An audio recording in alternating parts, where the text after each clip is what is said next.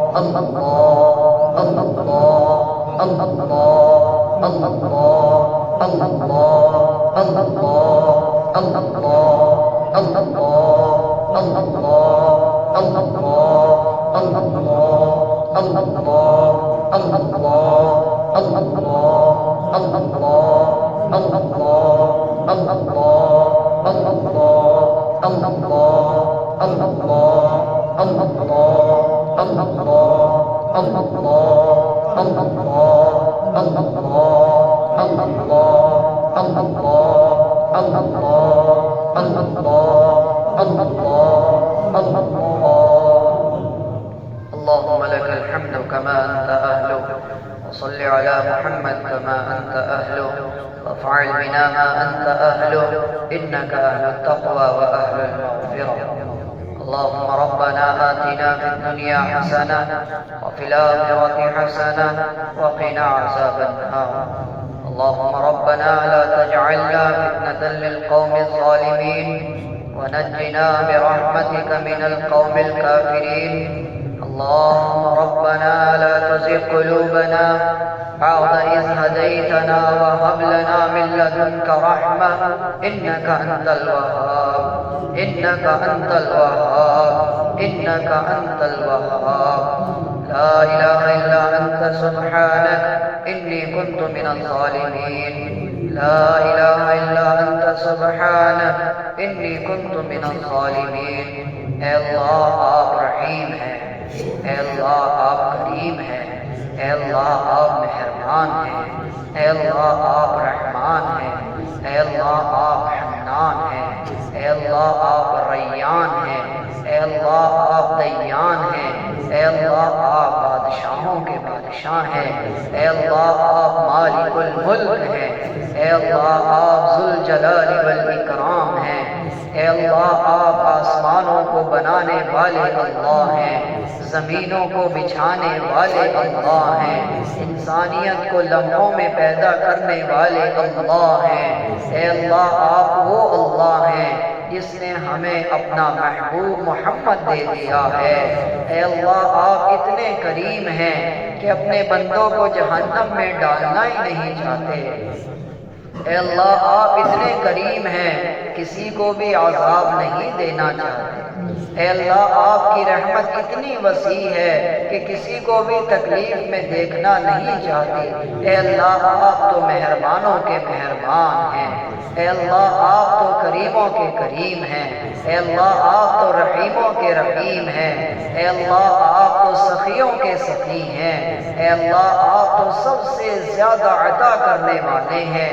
اے اللہ یہ مجمع قرآن کریم کو سیکھنے کے شوق میں جمع ہوا ہے، اے اللہ آپ کی محبوب ترین کتاب کو سیکھنے کے لیے جمع ہوا ہے۔ اے اللہ آج ہم نے آپ کی کتاب کی چند آیتیں چند لائنوں کو سیکھا ہے، اے اللہ اس کا ترجمہ جانا، اے اللہ اس کا مطلب جانا ہے۔ اے اللہ آپ ان لوگوں سے بہت خوش ہوتے ہیں جو قرآن کو سیکھتے اور سکھاتے ہیں۔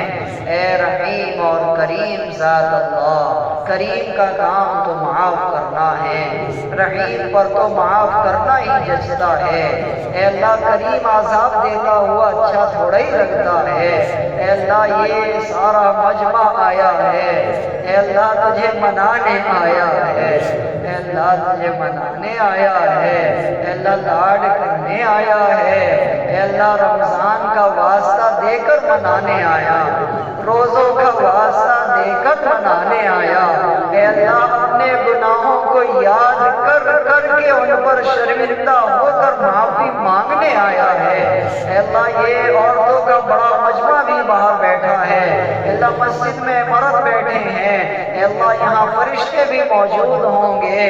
اے اللہ یقیناً ہم بہت گندے ہیں، اے اللہ بڑے مجرم بھی ہیں، اے اللہ جان بوجھ کر گناہ کرنے والوں میں سے، اے اللہ گناہ کر کے ڈٹ جانے والوں میں سے بھی ہیں۔ اے اللہ ایسے ایسے گناہ ہیں کہ یاد کریں تو شرم آتی ہے، اے اللہ گھن محسوس ہوتا ہے۔ اے اللہ ایسے گناہ کی معلوم تھا آپ دیکھ رہے ہیں۔ اے اللہ ان تمام گناہوں کو یاد کرتے ہیں تو شرم آتی ہے۔ اے اللہ آپ کے حضور میں جمع ہوئے ہیں، اے اللہ ہمارے تمام گناہوں کو معاف فرما۔ اے اللہ آپ نے قرآن میں فرمایا، اے اللہ آپ نے قرآن میں فرمایا جو مجھ سے معافی مانگے گا میں اس کے گناہوں کو معاف کروں گا اور اس کو نیکیوں سے بدل دوں گا۔ اے اللہ آپ تو عظیم اللہ ہیں، آپ تو عظیم رب ہیں، اے اللہ ہمارے بھی گناہوں کو نیکیوں سے بدل دیں۔ اے اللہ ہمیں اسلام پر 100% چلنے کی توفیق عطا فرما۔ اے اللہ ہر ایک کو اپنی ذمہ داری صحیح نبھانے کی توفیق عطا فرما۔ اے اللہ داعی کو صحیح دعوت دینے والا بنا، اے اللہ قاری کو صحیح قرآن پڑھنے والا بنا۔ اے اللہ داعی کو صحیح طریقے پر دعوت کا حق ادا کرنے کی محنت کرنے والا بنا۔ اے اللہ دین کے جو بھی خادم ہیں، اے اللہ انہیں صحیح امت تک دین پہنچانے کی توفیق عطا فرما۔ اے اللہ دین پر چلنا ہمارے لیے آسان فرما۔ اے اللہ پورے مہینے کے روزے رکھنے کی توفیق مرحمت فرمائیں۔ اے اللہ ہمارے روزوں کو قبول بھی فرمائیں، ہماری تراویح کو قبول بھی فرمائیں۔ اے اللہ حرام سے ہماری حفاظت فرما لیں، حرام سے ہماری حفاظت فرما لیں۔ اے اللہ حلال کی توفیق عطا فرما دیں، حلال کی محبت عطا فرما دیں، حلال ہمارے لیے کافی فرما۔ اے اللہ حلال ہمارے لیے کافی فرما، حرام سے اللہ ہمیں دور کر دے، حرام سے ہمیں دور کر دے۔ اے اللہ جو بے نمازی ہیں، اے اللہ جو بے نمازی اور دین سے دور ہیں، اے اللہ انہیں دیندار بنا، اے اللہ انہیں دیندار بنا، اے اللہ انہیں نماز روزے کا پابند بنا۔ اے اللہ جو دیندار تو ہیں مگر ادھورے ہیں، اے اللہ انہیں پورا دیندار بنا۔ اے اللہ بہت ایسے ہیں جو تہجد پڑھنا تو چاہتے ہیں مگر آنکھ نہیں کھلتی ہے، اے اللہ ان کی اس چاہت کو قبول فرما۔ رات کو انہیں اپنے سامنے کھڑا ہونے کی توفیق عطا فرما۔ اے اللہ جو چاہتے تو ہیں کہ قرآن پڑھ لیں، اے اللہ مگر موقع ماحول نہیں بن پاتا، اے اللہ یا پڑھانے والا یا پڑھنے والے کا مجاز نہیں مل پاتا، اے اللہ جو پڑھنا چاہتے ہیں اے اللہ ان کے لیے بہترین موقع ماحول فراہم فرما۔ اے اللہ جن کے دل میں پڑھنے کی خواہش اب تک نہیں آئی ہے، اے اللہ وہ اس کتاب کو صرف دیکھتے تو ہیں، اے اللہ اس کتاب کی محبت ان کے دل میں پیدا فرما۔ قرآن کریم کو پڑھنے کا سیکھنے کا جذبہ ہر مسلمان مرد عورت بوڑھا جوان بچہ اے اللہ سبھی کے دل میں قرآن پاک کی عشق اور محبت پیدا فرما، اس کو سیکھنے کا جذبہ عطا فرما، اے اللہ اس سے لگاؤ عطا فرما۔ اے اللہ امت کی سب سے بڑی تکلیفوں میں سے ایک تکلیف یہ بھی ہے کہ قرآن کریم کو پڑھتے تو ہیں سمجھتے نہیں ہیں، اے اللہ قرآن کو سمجھنے والی محفلیں عطا فرما، قرآن کو سمجھنے والے موقع عطا فرما۔ اے اللہ ہم نے جو مانگ لیا وہ سب عطا فرما دیں، اے اللہ جو رہ گیا اپنے لامحدود خزانوں سے بغیر مانگے عطا فرما دیں، اے اللہ ہماری دعاؤں کو محمد عربی صلی اللہ علیہ وسلم کی برکت سے قبول و منظور فرما۔